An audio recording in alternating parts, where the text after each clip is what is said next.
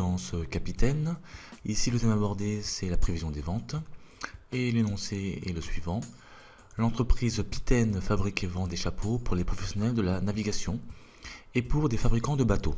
Sa responsable, Madame Lequet, vous transmet les chiffres d'affaires des années passées. Nous avons donc ici un tableau donc de N à N plus 5, avec donc des chiffres d'affaires ici. Et le travail à faire est le suivant. Évaluer le chiffre d'affaires prévisionnel pour l'année N plus 7. Donc je me dirige vers la partie proposition de correction. Et on va donc essayer de répondre à cette question. Alors, je vais quand même laisser visible le tableau. Ici. Voilà. Bien. Alors, quelle méthode appliquer? Ici, on constate que les ventes sont progressives et linéaires. Mais attention, entre N et N plus 1, il y a une grosse différence par rapport aux autres. Ici, on a à peu près presque 200, un peu moins de 250 exactement. Et là, alors que là, on n'a que 21, une cinquantaine, etc. Donc là, ce qu'on va faire, c'est qu'on va commencer, on va considérer que le chiffre d'affaires est croissant à partir de N plus 1 et non pas à partir de N. Donc on va prendre 2 points. Ici, X égale 1 pour N plus 1, correspondant qu'avec Y égale 700. Je vous rappelle que ici, on va affecter des rangs du plus vieux, donc ici, N plus 1 aura le rang 1 et N plus 5 aura le rang 5. Et donc ici, on va avoir des chiffres d'affaires correspondants. Donc la méthode des points extrêmes consiste en fait à prendre en considération l'année la plus vieille et l'année la plus récente. Donc N plus 1 et N plus 5. Donc on va avoir un système d'équations qu'on va résoudre. On va trouver A et B. Ensuite, on aura une équation de la forme Y égale AX plus B. Et finalement, on pourra faire la prévision. Bien. Donc on pose X égale 1. Donc là, c'est pour le rang 1 ici de N plus 1. Et donc Y égale 700.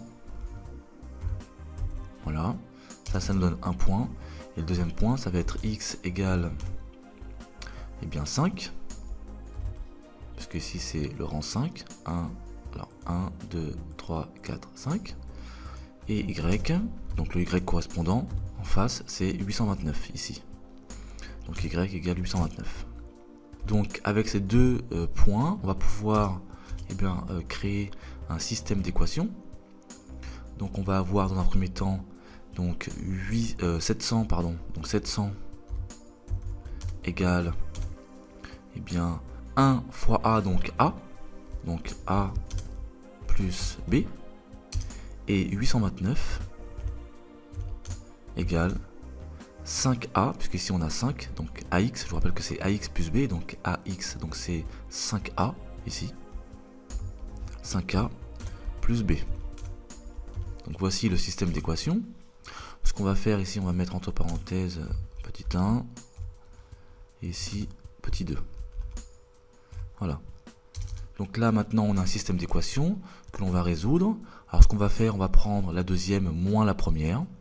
Donc on va mettre petit 2 moins petit 1. Voilà. Donc ici on va donc avoir, alors bien sûr membre à membre, c'est-à-dire qu'on va prendre 829 moins 700 égale cette partie-là moins celle-ci. Donc 829 moins 700 égale 5A plus B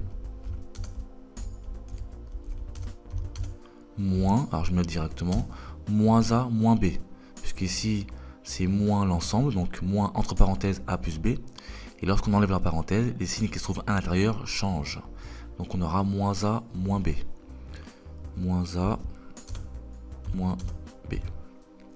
Ensuite, ici c'est 829, voilà. Donc ensuite, on va avoir 829 moins 700, ce qui va nous donner 129. Voilà. Égal. Ici, les B vont s'annuler, parce qu'on a plus B moins B, ça s'annule. C'est comme si on avait moins 2 et 2. Enfin, 2 et moins 2 plutôt.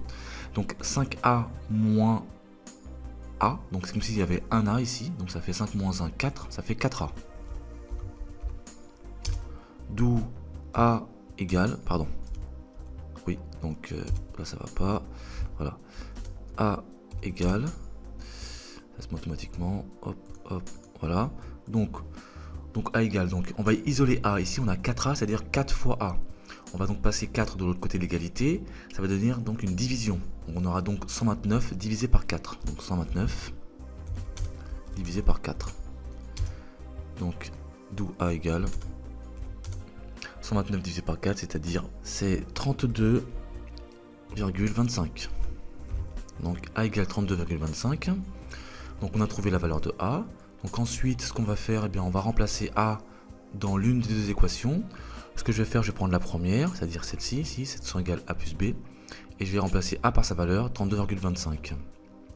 On va donc avoir ici, donc je vais recopier ça comme ça.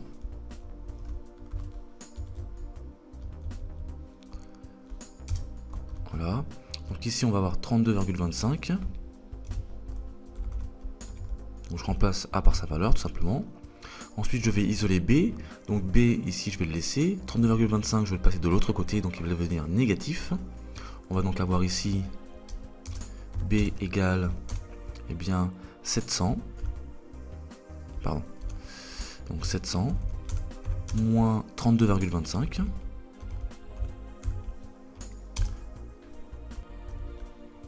Ce qui va donner donc ici B égale, finalement, 667,75.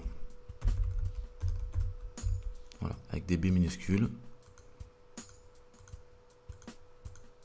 Voilà. Donc ici, on a donc trouvé B, on a donc trouvé A. On va pouvoir maintenant écrire l'équation, je dirais, générale, qui va permettre de trouver donc n'importe quel chiffre d'affaires prévisionnel, qui va être de la forme Y égale X plus B.